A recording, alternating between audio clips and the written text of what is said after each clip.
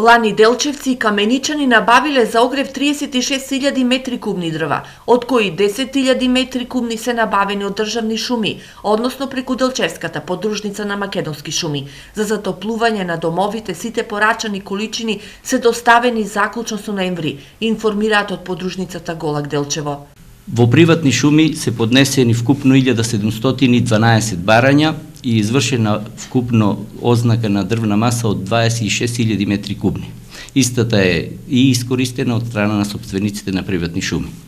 Во државна шума е извршено сеча на околу 10.000 метри кубни огревно дрво и истите се продадени и се дистрибуирани до нашите клиенти. За да не се повтори ланската криза и неизвестност со огревно дрво, од Делчевската подружница ги повикуваат граѓаните до 15 март да достават барања за набавка на огревно дрво. Значи, заинтересираноста во почетокот на годината беше многу мала.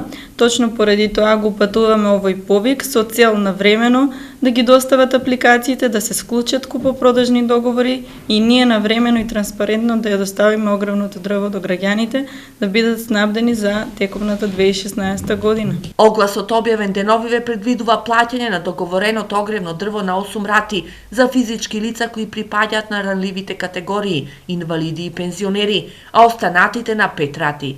Цената е непроменета, значи 2870 денари метар кубен без данок за бука прва класа и за ДАБ 2970 без данок.